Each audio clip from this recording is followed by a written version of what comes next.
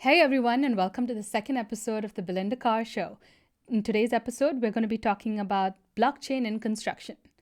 So, I released a video last week on the potential of blockchain to revolutionize or disrupt the construction industry. And I got quite a lot of negative feedback from that video. Many people unsubscribe because that's how you show your disapproval on YouTube. You hit that dislike button and unsubscribe from the person's channel. See, I've shown them. How do you know people unsubscribed? You can see how many people unsubscribe from each video. So you lost subscribers I for lost that? subscribers because of that. Wow.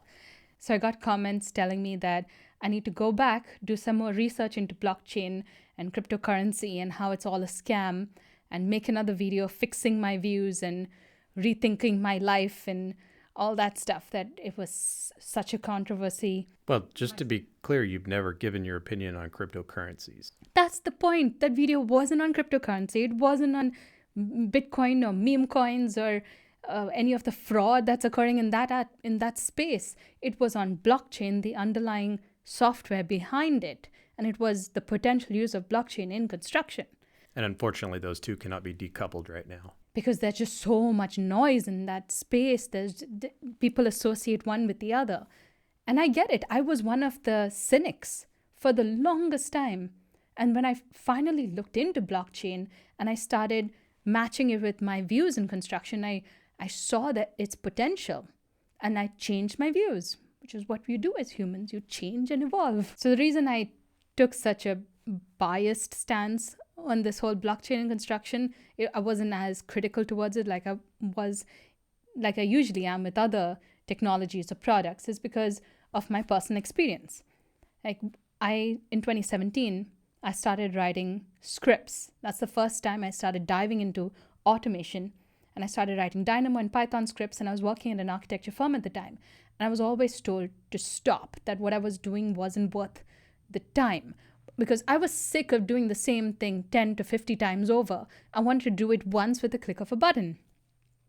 But the time invested in building the scripts wasn't valued. Everyone around me would have preferred to just keep doing the same thing over and over, just mindless work. I had to fight to show people its value. And I feel like we've seen that in both the first and second digitization revolutions. In the first digitization revolution, the switch from hand drawing to computer modeling, everyone romanticized hand drawings and said you can't achieve the same depth with CAD drawings. You can't see the layers and the line thicknesses and see what's in front, what's behind, and there's such personality to hand drawings, and all that is lost with computer drawings. And eventually we all moved to computer drawings.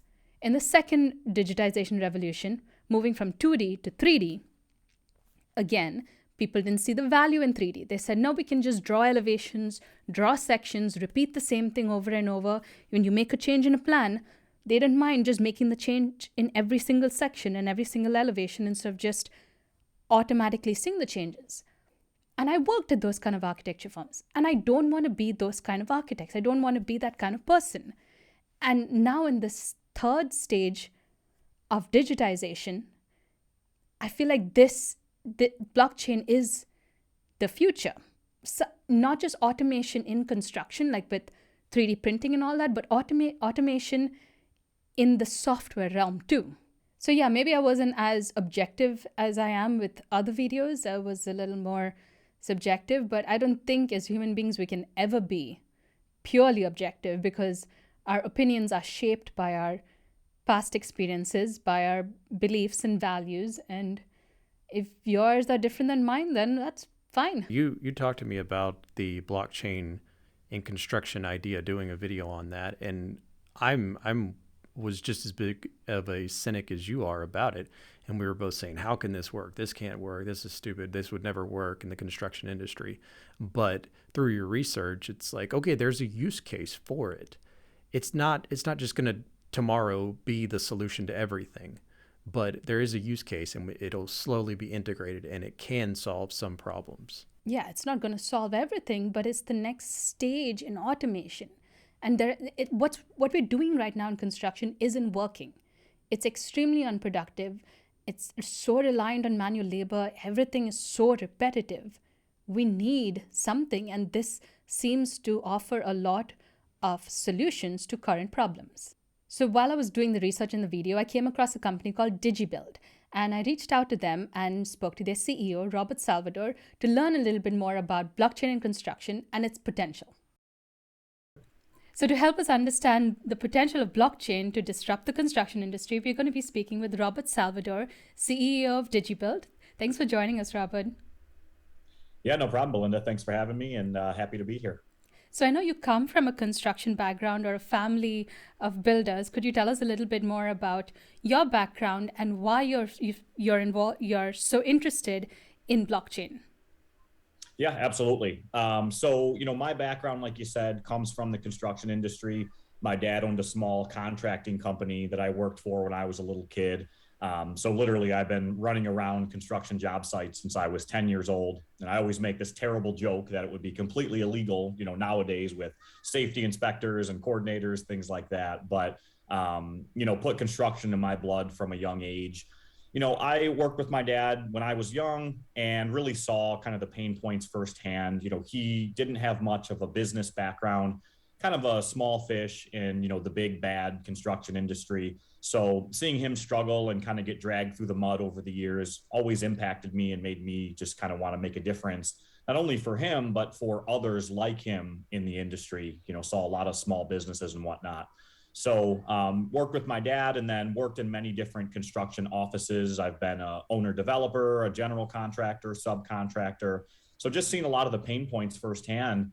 And then on the blockchain side of things, I've been in the blockchain cryptocurrency, what is sometimes called Web 3.0. Been in that space since about 2015. And a couple of years back, I was really just researching and studying where that technology was going and where I thought it was heading, and kind of just had this light bulb moment where I realized that, construction, which we'll talk about in a second, involves a lot of different stakeholders who don't trust one another. And blockchain is kind of made for situations just like that. So kind of had this light bulb moment about 3.5 years ago, and DigiBuild was born from there. So kind of a combination of my passion for both construction and blockchain, cryptocurrency, Web3 is what led me to here. So what exactly in construction did you identify as pain points, as you mentioned, that can be tackled through blockchain? Sure. So if you look at the industry as a whole, it's desperate for improvements in margin, at any scale, right? So, the lowest hanging fruit, not only in construction, but really in any industry, is the software side of things, is that, surface area that can be improved by software. That's why you hear a lot of investors and technologists saying that software is eating the world. So in construction, we have to engage in a ton of different workflows. There's hundreds of them, right? From contract administration to procurement to payments to RFIs. And many of those workflows involve distrusting stakeholders, a bunch of different companies. And those companies, in order to do business, with a project, they have to manage their risk. And so part of that involves creating audit trails. It involves creating, pieces of documentation. And in situations where you have multiple parties who have to create that, you end up with a lot of added cost and a lot of added risk at scale. And so duplicates too, because everyone's making copies of everything. Exactly, a ton of redundant processes, right? And the reason for that, if we go down to kind of the technical side of things, is because the way the internet currently works is it works in closed off databases, right? So anytime I'm sending a document or any piece of information, it can be an email, a photo, whatever it is, I'm sending a copy from my database to your database. And once it hits your database, it's completely closed off from the outside world. So you could change that information, you could manipulate it, you could pass it on to someone else. So that means I can't really trust your database, right? Even if I like you, I trust you, your database from a risk management perspective means I can't trust it. Yeah. So when you introduce blockchain, which is a shared database, it's a single source of truth that I can't manipulate without you knowing about it, and vice versa. Kind of think of it like a group text message.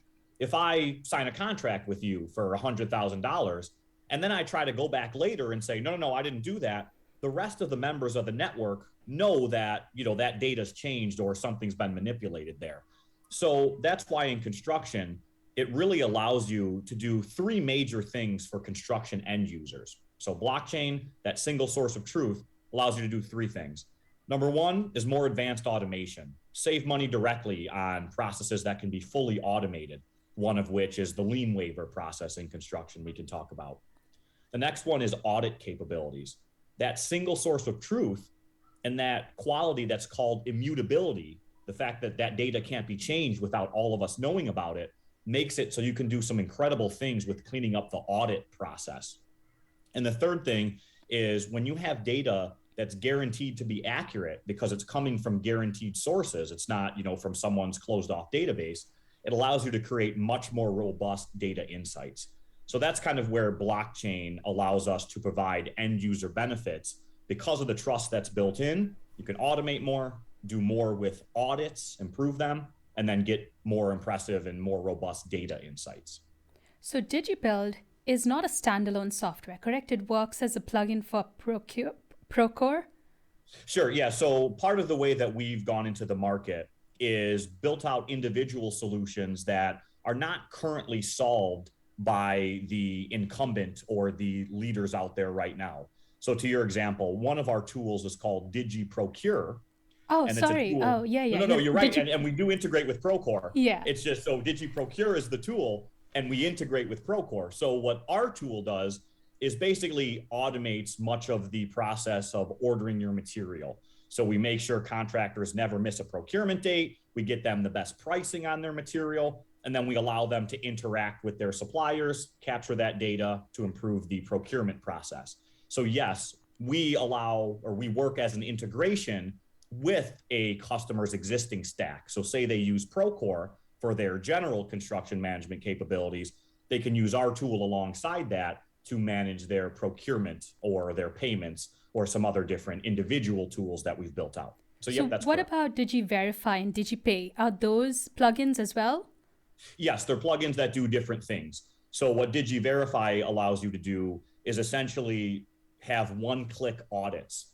So if you think about the auditing process right now, it's because of the lack of trust, right? So let's take an insurance audit. I own a construction company. So I'm going to report to the insurance company what I think my payroll is going to be for the period that they insure. So say 1 quarter, right? At the end of that quarter, they have to build trust with me because they don't necessarily trust me. They're like a disparate entity. So what do they do to build that trust? They do it manually. They send an auditor into my office for 3 days to go through all that paperwork and verify that the data I gave them is trustworthy. So that adds cost for them, for the auditor. It adds cost for me, giving my accountant or project manager that time to the auditor. And then it adds risk for both parties. It's counterparty risk, right? It's adding more complexity to a transaction. So using blockchain allows you to do something really incredible, which is remove that whole process. And with one click, you can download that audit.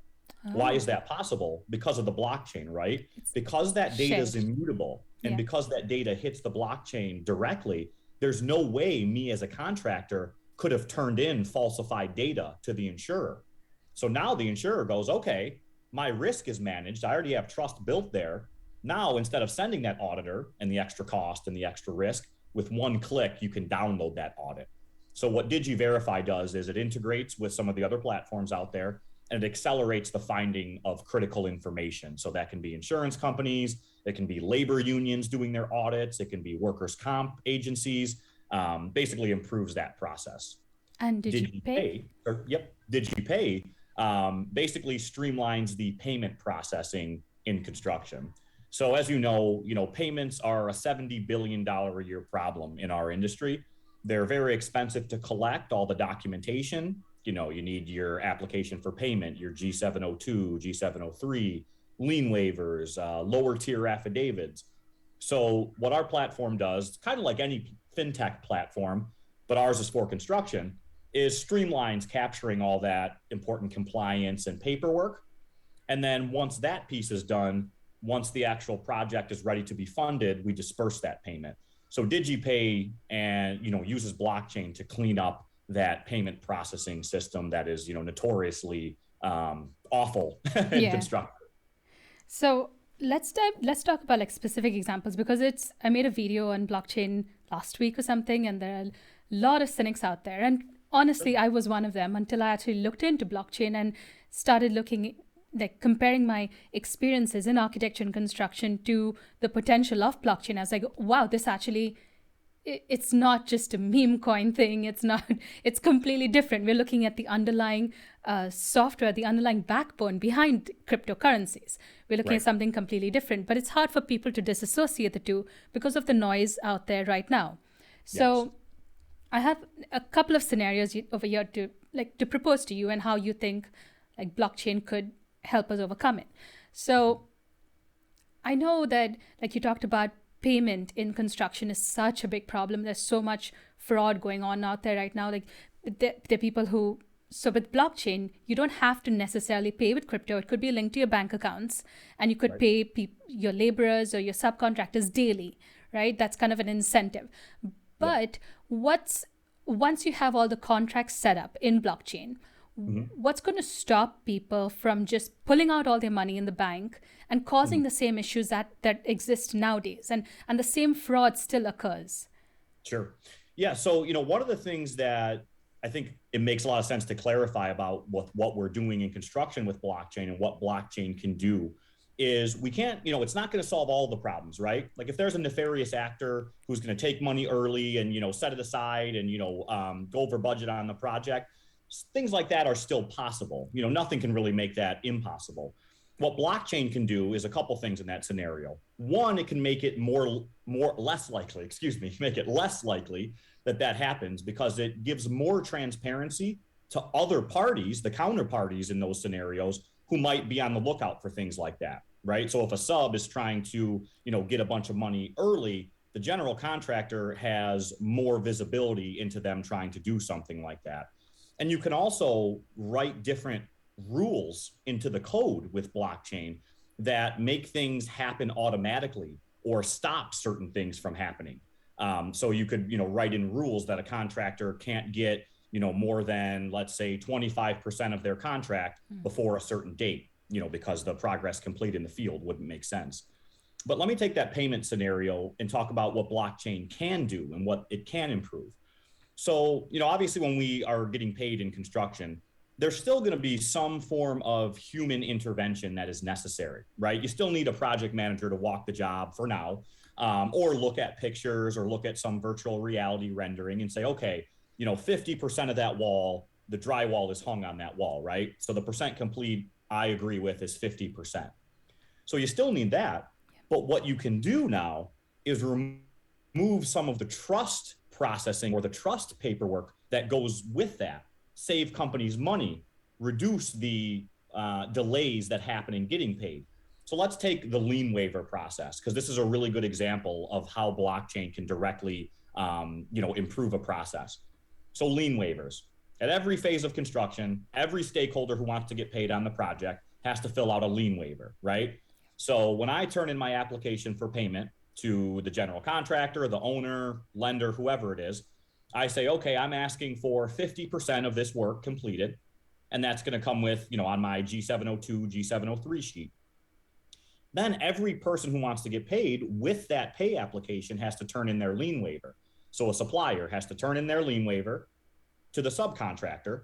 Subcontractor has to review it, make sure the amount's correct, make sure the date's correct, make sure it's in compliance, right? When the subcontractor then goes to get paid for the funds that they're owed, plus the supplier is owed, they have to turn in a lien waiver to the general contractor, right? Who does the same thing, checks all the waivers for compliance, make sure it's all in line, okay? Then the general contractor who wants to get paid from the owner for them and their lower tier obligations has to turn in a lien waiver to the owner or title company.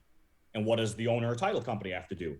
Check it for compliance, make sure, right? So that's all manual trust building. So now let's introduce a blockchain with something called a smart contract, which basically is just code that executes automatically. What we can do is build into the code and make sure that the code checks that the lien waiver is created properly and checks that it is in compliance, right? So now all of those different parties who used to have to manually, process lien waivers, Our system does that automatically once you turn in a pay application. Like the lien waiver and the pay application are now tied together. Why couldn't you do that beforehand, right? Why couldn't you just say, hey, Procore, automate that process for me? It's because of the lack of trust, right?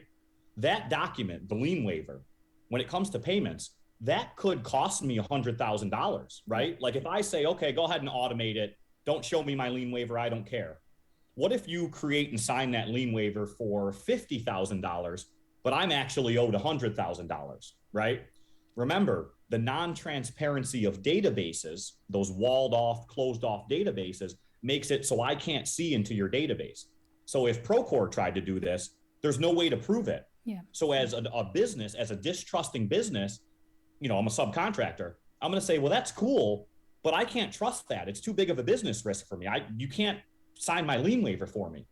So right now, a large construction company, we work with, you know, multiple ENR top 100 general contractors. They're spending about $300,000 per year just in managing lien waivers, which are like a nothing burger in the general, you know, construction management hierarchy, right? Like it's a small document. So introducing blockchain allows you to change user behavior, allows you to introduce new user behavior. So in that lien waiver scenario, when you turn in your pay app, all the lien waiver is handled. So 99% of that effort is gone. All of the parties still get to the end point they want. They get a filled out, signed, confirmed lien waiver in their, you know, file folder or whatever they want. But the manual trust building has been removed from that. And we've now automated that entire process.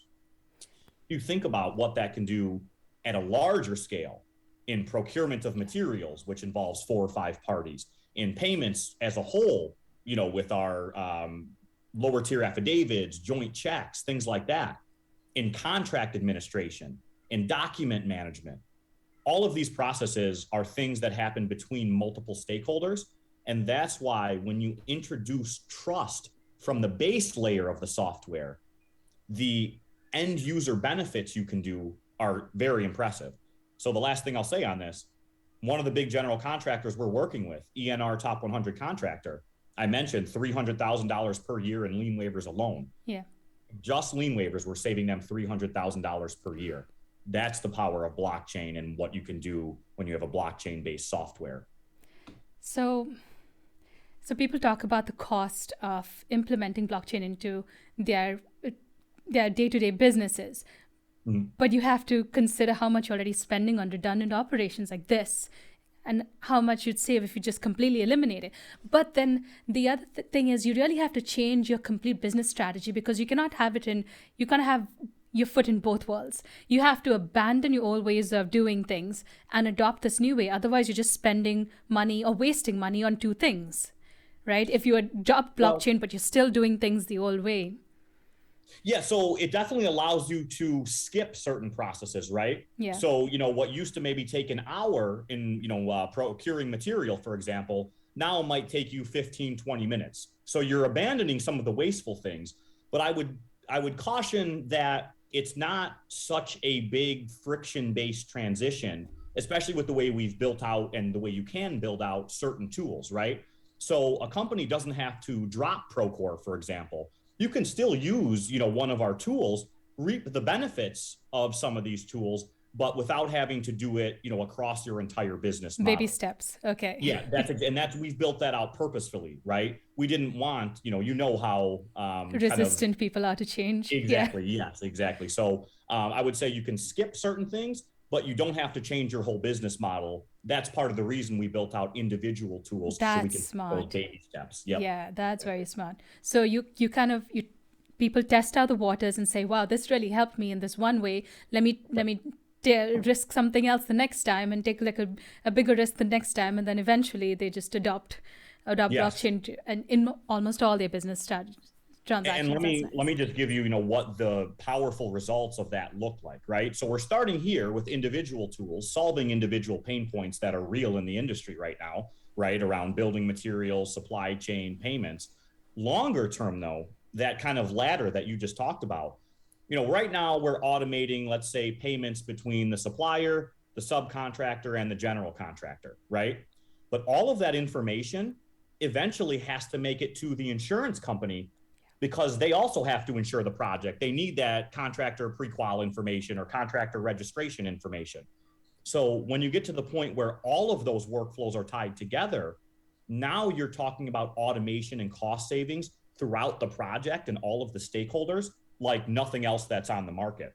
Mm-hmm. So we say, hey, not only can you automate your lien waivers, but you also can automate 20% of what you would have to deal with the insurance companies with.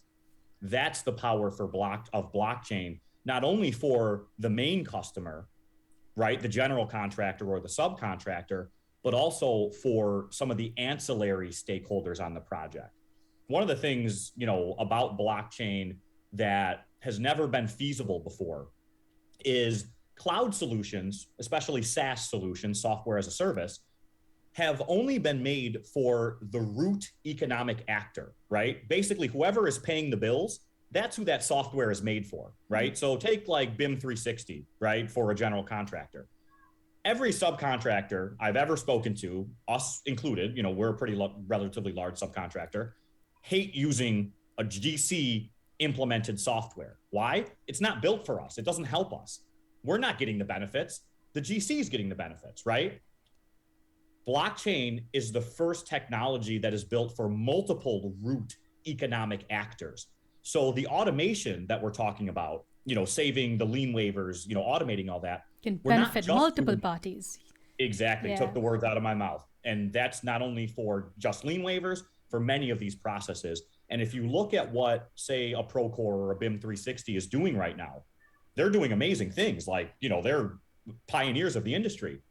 But when we can literally offer 100 times more automation, benefits that not only hit the GC, but the subs, the suppliers, the insurers, it's a no question why blockchain and smart contracts will disrupt this industry significantly in a good way. I agree. I mean, I know automation is the future of this industry because we're so reliant on manual labor. But the thing is, everyone just they think about physical automation because we are visual. Human beings are visual. So they automatically are attracted to 3D printing or something visual where they can see immediate results. But this is equally important. Software automation, things going on behind the scenes that you don't really think about. Those people involved in the nitty-gritty, they are the ones that realize the benefit of it. But okay, two other things we can hit on. Sure, absolutely, no problem. The buzzwords right now, supply chain issues and labor shortages. So I looked up the potential of blockchain to help the supply chain issues because you're kind of tracking where materials are during the entire chain from the time it's actually just raw materials to being processed, shipped over here to the States from wherever, and then actually out on the construction site. How is that different than what's going on right now? Like we still know where things are, right? Yeah. So, I mean, one of the reasons or one of the ways that we try and know where things are right now is, again, a lot of that manual processing, right? Because of the separations between our businesses, it'd be easy if we were all in the same network, right? Like I could just log into my computer and say, okay, there's my metal framing material. But because of the separation, currently I have to either pick up the phone, call my supplier, send an email. If that supplier is getting material from overseas or from another supplier or wholesaler, they have to do the same thing, right? So now just to track my material, there's 6 kind of manual processes, right? And like we talked about, even if they're small processes, it adds cost and adds risk to all of us. So blockchain, one of the things that you can do, I keep talking about this shared kind of network, right? This common data environment that all of these different stakeholders can do business in. One of the cool things about blockchain is you can also permission that data and add privacy elements to it.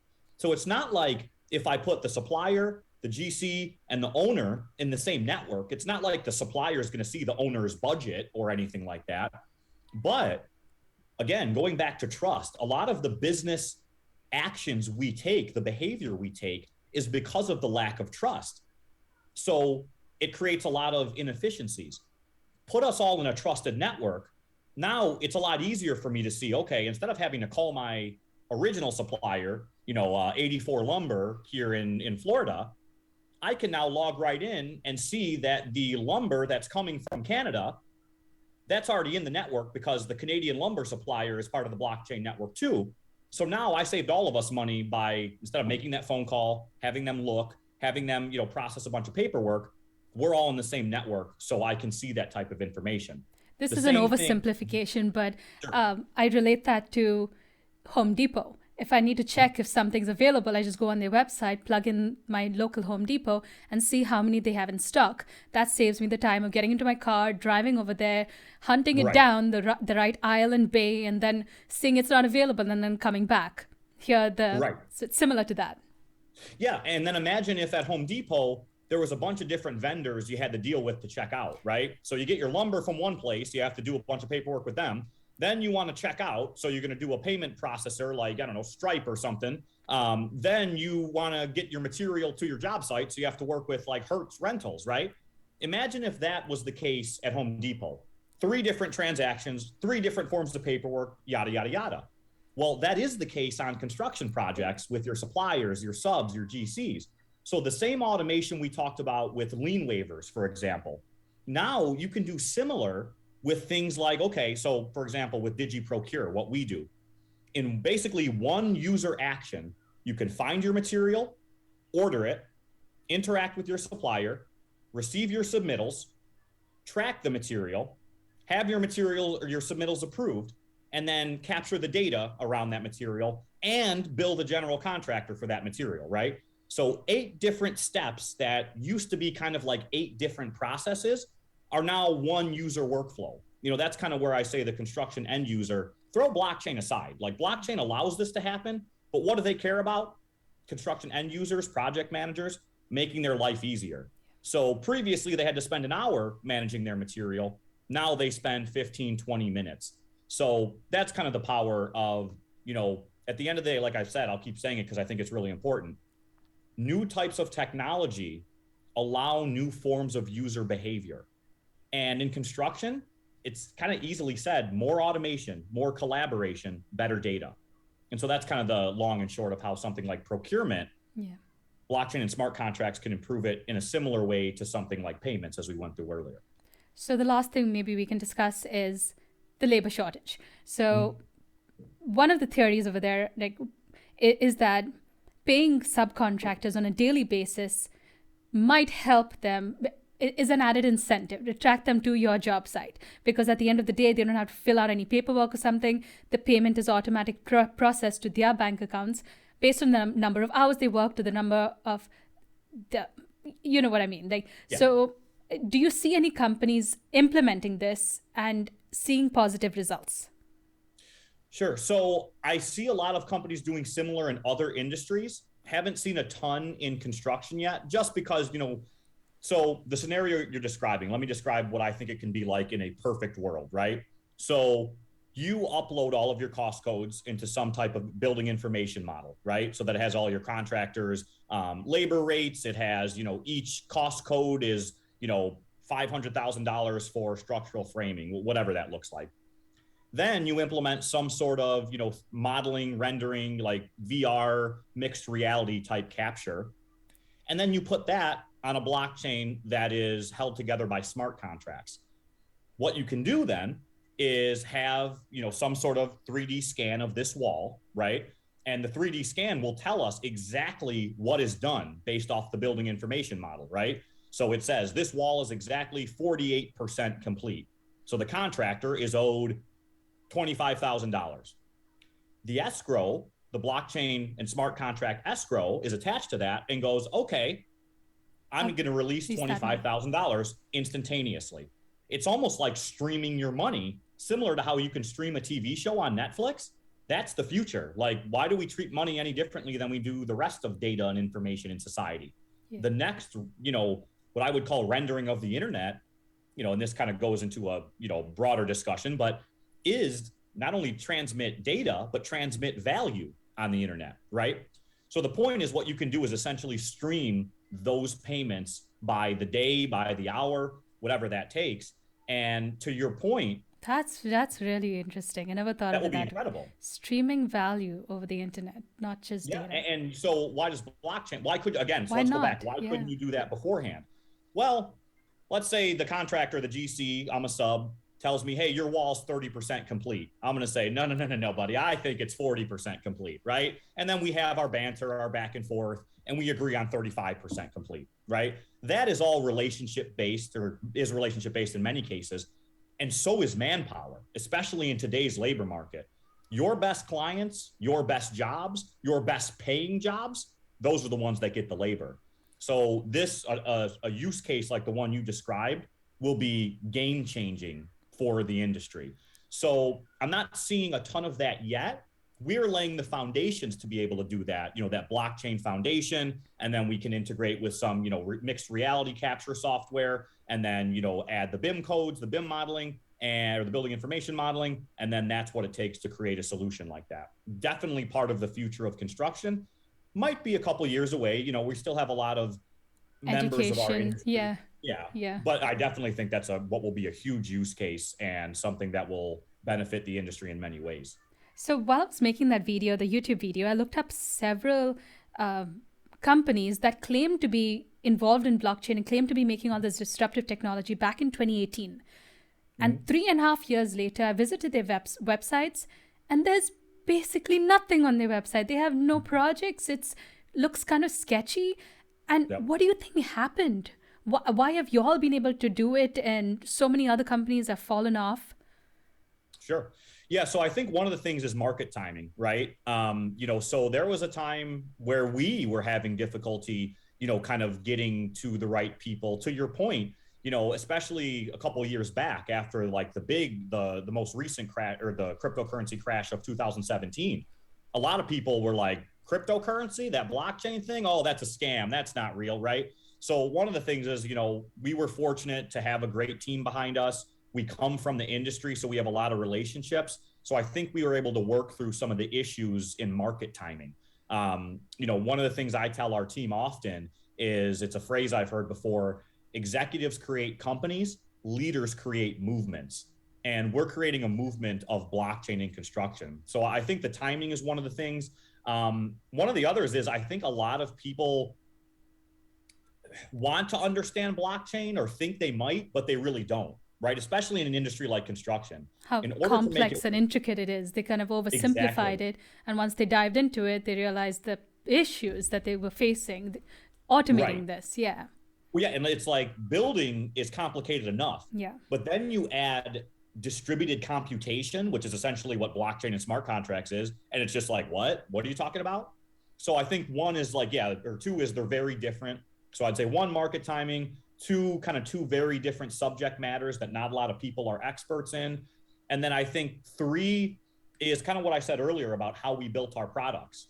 It's a very big ask to go in and say, hey, drop Procore completely and use our blockchain enabled software. We have the capabilities to manage an entire project, but what we did was said, hey, you have a problem with procurement and supply chain. We have a solution for that. Oh, and by the way, when you're reaping all those benefits, we're going to tell you about blockchain and how we can now do that across your entire platform. So I think kind of the way we wedged into the market, or are wedging into the market, is one of the reasons we've been fortunate enough to, really be the category creator of blockchain in construction. So that's a great question too, by the way. Yeah. Okay. So what do you all have ahead of you for this year? Yeah. So this year is all about growth and scaling to more customers. So we have, one of the top general contractors in the country that is rolling us out nationally to all of their projects. We have a multinational owner developer who's going to be using us on a program of their projects. So really it's about getting DigiProcure and DigiPay, much more broad usage in the market. We are in the process of working on an integration with Procore right now, which is, obviously great for both sides. We just raised a pretty big venture capital round, which we'll be announcing in the next month or so. Very fortunate to have some of the biggest investors, both in venture capital and construction technology, behind us. And then continuing to refine our products, make them more robust, listen to our customers about new features, what's working, what's not working. And really, this year is all about growth and kind of taking that next step so that more people are recognizing DigiBuild and what blockchain can do in construction. It's very exciting. I hope to see you all grow and Let me know if I can help in any way in educating the public through YouTube videos or more podcasts or whatever, because I'm excited to see this side of the construction industry automate and see how it can, like, what ripple effects it can have on the rest of the industry. Oh, absolutely. And, there's some really cool things we didn't even touch on. Happy to, go through that in a future interview, even talking about data insights, when all your data insights are contained within a blockchain network. You may have seen the statistic that came out, not too long ago, saying about half of the big data that we look at is inaccurate, and it's costing markets about $1 trillion per year. So as you know, big data is becoming everything in construction right now. But if we're looking at data that's not accurate, it's just as bad as looking at no data. And is that because of the garbage in, garbage out? We're inputting bad data? Exactly. Okay. That's one of them. And then you never know where the data is coming from, right? Like a lot of the data that the industry buys is from a company like, say, CoStar, right? For all you know, CoStar could have some junior analyst Googling trends on the back end for their insights, right? You don't know that, but the point is you have no way to prove it. Blockchain has a thing called provenance of data. So that's like an invisible string from your data to the source that it came from. So you can privatize it. So you could say, hey, this piece of information on contracts or whatever came from $1 billion construction company, from Turner Construction, but we can privatize that information. So you don't know where it came from, but we can guarantee you it's accurate. And if you want to double check that it's accurate, you can go into our Block Explorer and view that. That's going to change data insights forever. You can go to CoStar, like I said, and they're going to sell you extremely expensive data that you don't even know if it's accurate. Like I said, that statistic came out saying half of the data we look at is inaccurate. Or you can use blockchain-enabled data where you can be guaranteed where that pool of information is coming from. So that's going to have major effects, ripple effects, like we're talking about in the industry as well. So no, this has been great, and I really appreciate you inviting us, and obviously the fact that you're a forward thinker thinking about blockchain in construction. It's really great to see the movement spread and see folks like yourself helping to educate the industry. So it's really been a pleasure, and we really appreciate it. Thank you so much, Robert. Again, looking forward to everything y'all are going to accomplish this year. Thank you very much. Likewise, Belinda. You too. All right. See ya. So DigiBuild seems like they have their stuff together. Yeah. Like you mentioned, a few of those companies that don't exist or don't have a presence anymore, but DigiBuild seems to have started from the right level, partnering with someone like Procore or something, so that they can slowly integrate into the field of construction. See, this is the difference. I keep saying this in every video. When a tech person tries to enter the construction industry and disrupt it, they don't know the intricacies of the industry, and they're going to face difficulties or obstacles that they couldn't foresee. Here, Robert Salvador comes from a construction background, has been on job sites. He has identified all these problems, and now he is using software as a way to possibly solve them. And he knows how resistant people are to change, especially in the construction industry. So his company has adopted this different approach of incremental changes, incremental implementation, rather than just forceful implementation. Yeah, I really thought it was great how they decided to take that approach of taking these baby steps. And what they're doing, in a sense, is they're providing value first. And from that, people will be more willing to accept the new technology. Because it's hard to wrap your head around technology, but when you see a result, then you understand its capabilities, its potential, and then you're more willing to look at other ways it can solve your problems. Whenever he talked about rules being written into the blockchain, do you think that's something that everyone can see? So from my research, you set up all those rules at the start of the project. So everyone comes to a consensus and sets up all these rules about the level of transparency, what some person is going to be allowed to access and another person would be denied access to certain things. If someone can see those rules, I'm sure they will look for ways to optimize that, knowing that those rules are in place, that they will do whatever they can to get just to that point. Let's say it's like a 25% completion or something. Maybe they'll cut corners in other places just to get that 25%. They'll figure out what the rules of the blockchain are and get to that step without actually meeting proper protocols in other places. I agree. Yeah, I mean, we're dealing with humans at the end of the day. They're going to find any way possible to avoid doing the work. And that's why I asked him about payments and people pulling money out of their bank account. It's not going to solve fraud in the same way as what you're saying. People will try to find shortcuts to get to their 25% when they know the rules. This blockchain is obviously, like you said, not going to solve all our problems, but it can solve a lot of them right now. So when is Autodesk going to get into the game? I was going to tell him in the video, I was like, please do not be bought out by Autodesk just yet. I want you to build your business. I want to see you all grow. I want to see what else you'll do before you all are bought out. Because you know they're going to. It's going to be hard to turn down a big paycheck, though. Yeah. For those of you who don't know, any new person that enters the construction industry sphere with some interesting software. Yeah. Whether it's like 3D scanning or clash detection or something like that, they're eventually always bought out by Autodesk. So what Autodesk does is they purchase the software, and typically they don't make any changes to it for a few years. So it works like crap for a while. And then eventually, if it's actually a good software, they will optimize it. Otherwise, they'll just put it to the shelf or throw it away and have already bought 10 other companies to replace it. Yeah, that's why I really hope DigiBuild isn't bought out. I wanted to see them evolve. Just depends on how much crypto they offer them. It's the trust thing at the end of the day. That's all blockchain is. That's what blockchain is. It's trust. It's the ledger. Yes. It's an undeniable fact. Isn't it kind of scary for big companies like that to have 100% transparency?